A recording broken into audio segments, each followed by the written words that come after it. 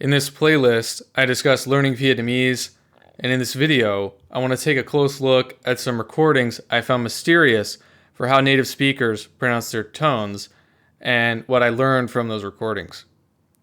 Now, the first recordings that we'll look at, I want to pay attention to the pronunciation of this word, phác bang. Con bé bị dị ứng thứ gì đó, phát ban khắp người rồi. Con bé bị dị ứng thứ gì đó, phát ban khắp người rồi. Con bé bị dị ứng thứ gì đó, phát ban khắp người rồi.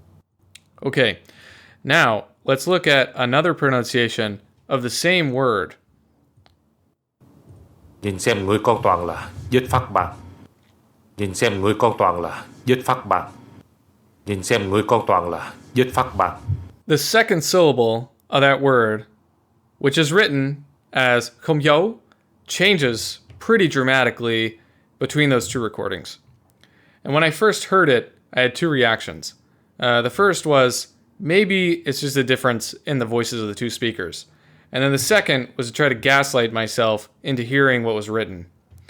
But actually, there's more going on here. And I realized that when I saw more instances of tones changing their shape based on their position in the sentence. There are 4 different tone contours for each of the, there's 6 tones represented here, but there's actually at least 8. Anyway, the 6 tones represented here, you can see their different contours based on the emphasis that they have. In the top left, you'll see that there's a decreasing emphasis. This is the default, most common emphasis that tones are going to have, and that is the tone contour for each tone that is typically explained for beginners.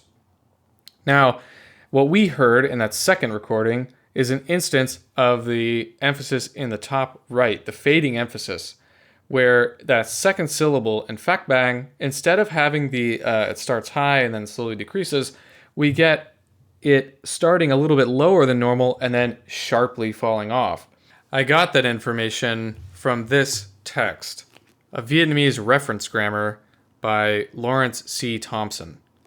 This book is not written for language learners, and most of the time it's not that useful. But if there's a stubborn mystery, sometimes I can find the answer in there. These next recordings I want to look at are from the show Hierarchy. It's a K-drama on Netflix. It's got a Vietnamese dub, and the subtitles match the dub. I want to pay attention to this syllable here, din, which is yo huing. But when I was doing my Anki review, during my Anki review, I have audio only on the front of the card. So I'm just listening to the audio, listening to a random Vietnamese sentence, and then trying to transcribe in my head what I heard, and then I check on the back, did I transcribe it correctly? So when I was reviewing this sentence, I transcribed that syllable wrong. It was yo huing, but I heard it as yo nang. And let's see if you can guess why.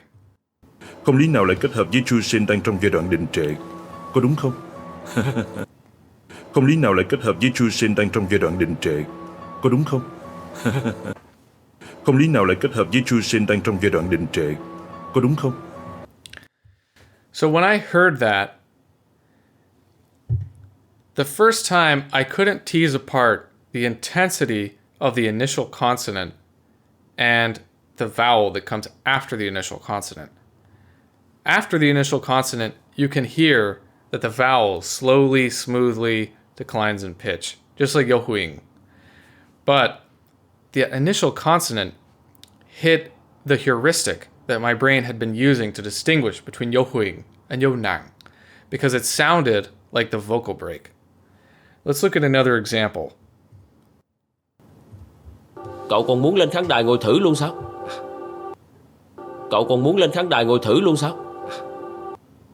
Cậu còn muốn lên khán đài ngồi thử luôn sao? Cậu còn muốn lên khán đài ngồi thử luôn sao? So in that case, the syllable dai is also yo huing, and I also heard it as yo nang.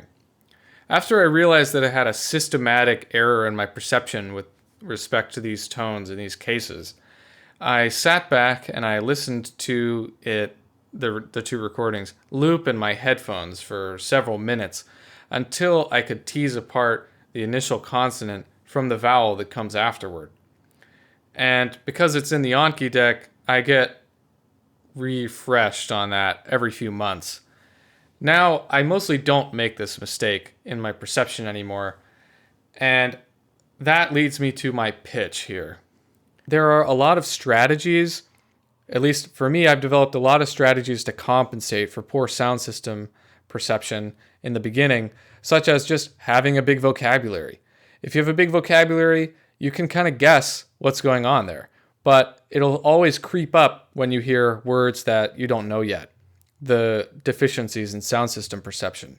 One of the good benchmarks is a name. If someone tells you their name, can you repeat it back to them in a way that satisfies them? And if no, that shows that probably vocabulary is acting as a crutch for sound system perception deficiencies somewhere. So the ability to target the sound system directly in an exercise like this is super valuable. Like I said, I can't prove any of this. I'm not a second language acquisition researcher. I'm just some guy trying to learn Vietnamese, but this is the way that it makes sense to me.